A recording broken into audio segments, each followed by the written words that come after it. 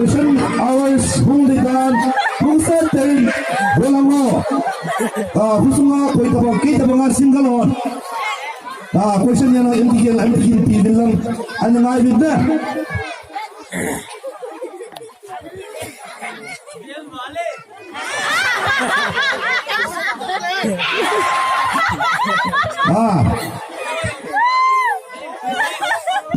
hello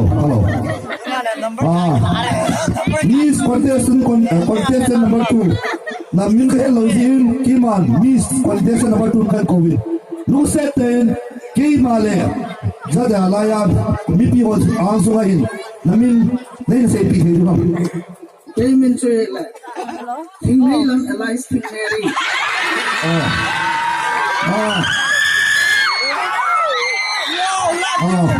Mary. Ông bicho, bukan bicho branded kerjing dah, na? Berarti le, kau lagi kemana nak kau nak bicho luxe, tadi saya pilih tu. Ya, tapi le, kau bumi apa nak kau dah sudah. Tapi le, Pucung Men Foundation lagi, beauty contest bola lagi. Alat tinggal kita, mana? Ni amat.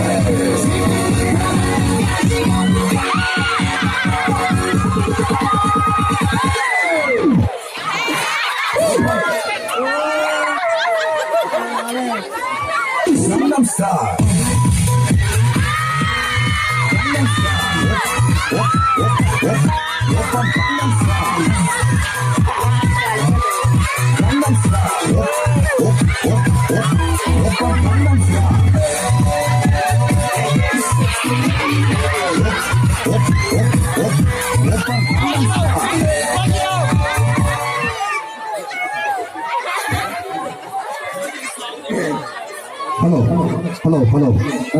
Hello. Casey sako ba? Contestant number 3, nung setan UPT hole, zapi ang sunga, namingan sa itigdam.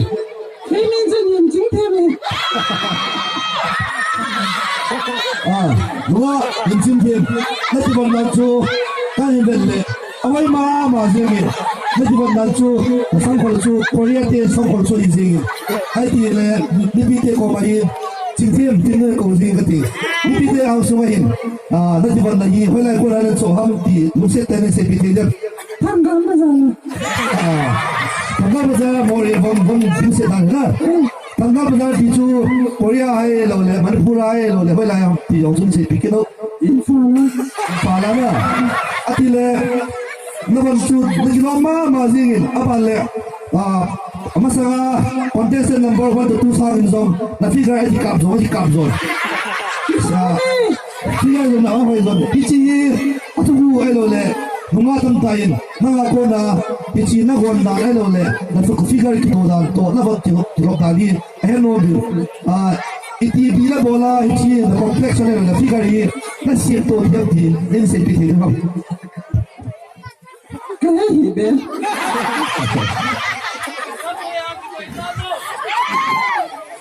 Apa sih cuci lagi?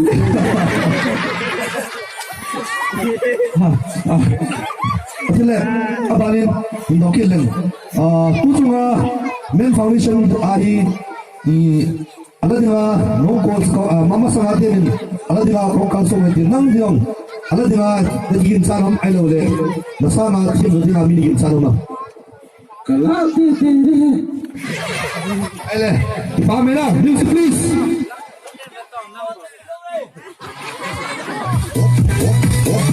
오빤 강남스타일 섹시 머리 푸는 contestant number 4 만한 노출보다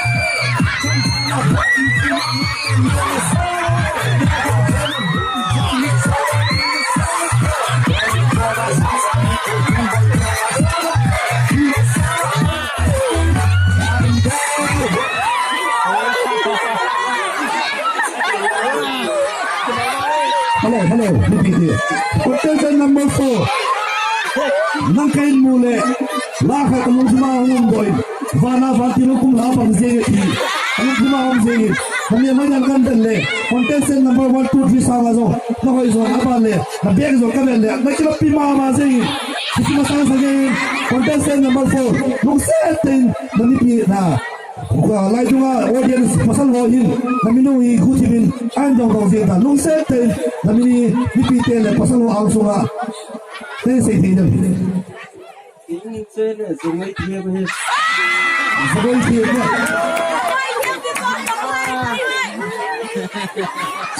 ati le ti ti na ti na ko ring te tim sam chu ka yin le ana le zengin Bunga izalam kanin nasam chu ipina bola ai lo le ita banga samni ita banga ai samni ahoi dan na bolo tiam ki achi atu ko pension se ti ti ba Yang cakap ini semua dari samsom gina kan semua kan dari kuat lahir.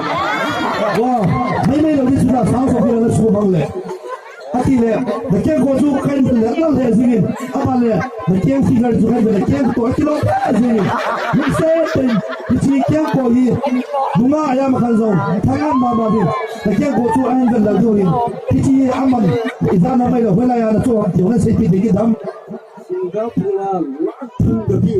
oh lakum dawna wa tolanga yi lakuma in da tin ken chen do no langa jus I lakuma ke ko ni to mai to na atile nang hi Singapore pa no ki pan hai ai lo le bela pa no ki pan na se te bi do gam Saya menanya. okay saya ga hu ye na to hi ku ta ga chen to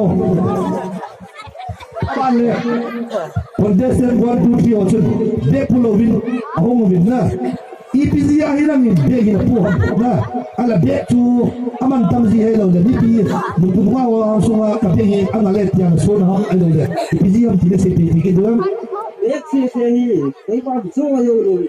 Samsom git mana ni na. na bi sang so de na akile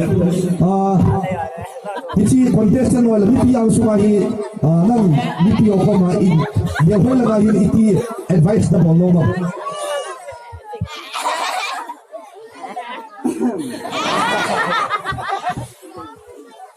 Wai kita dit kena. iti apa na sudah no medyo iti pinara pasal wang so kita Ini macam tu lumayan kapu tu ini. Kau itu. Ni apa itu? Pula itu. Sim tua tu kau ini na. Betul sim mau tu. Na, betul tu. Betul sim mau ini. oh nang siapa na gelo hezele patini sim sahi tu tei poi ako ito ay nai dinge beka mahat mga Isul ako ito ay po tinala na ifabe contestant number 4 tuay nang zo na si tay give the place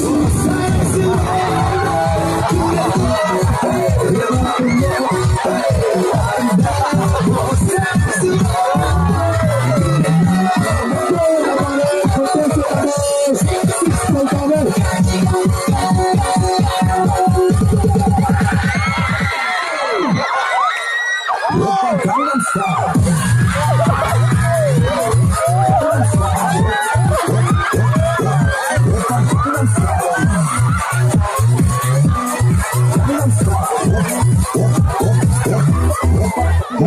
ini US siapa lagi sini tay ini tapi le nana konin pet dong makan ini ini kaya kau cuma aku nana kita nana itu hati ini saya pikir itu USA kamu masih siap tidak kasih dia lah mati le namanya cula aku ini lagi domain dia sudah pun lagi ini lah itu lah nak kamu lu mau dijual saya pikir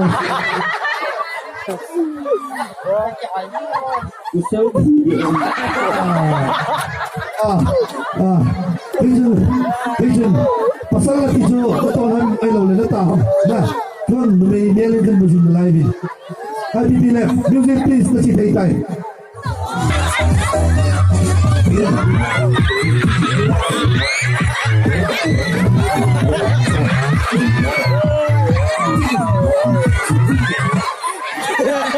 Hello. Guna dia koi, guna. Please, maskerin, kami le, gam kontona, gam kori se dikidem. semua Namin kamala atile na kontona ni se dikidem. tunggu ni le Burma Atile, jo kong nau to, bermai kinai sayu na dulu na. Atile, nang kibanda ni kan bel. Contestant number 6 na hong chido ta ni zole. Nak kiban bonga kiban hong pun. Ta ke go to sana kibun sang khol na ni long. Okay. Tapi tu le, dia ko man to sang khol lo se ni. Ab alo le na zan pia. sana yang kan ni Nuna hon zong kilam thai lam tilam le. Nang ata bong hai cho rom du ni. Ai ti ya chu. Amo ko mai ta bong advice pi no mo.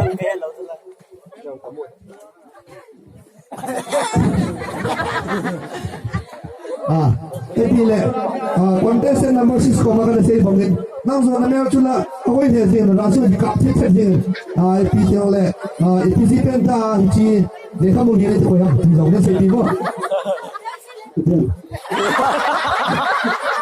na mer chu koi the zin dekha to jong le ki me explain pi le chi dekha mo ni na ko ya itu ni pi ko ma clarify yo Nanda, tua para dua orang, mereka mulai pada itu. Music please. Puji hebat.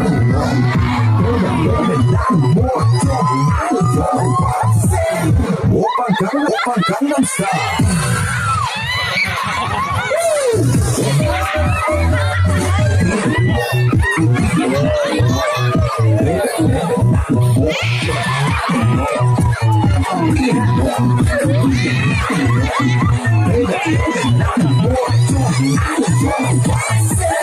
Open Gangnam Style. Hello.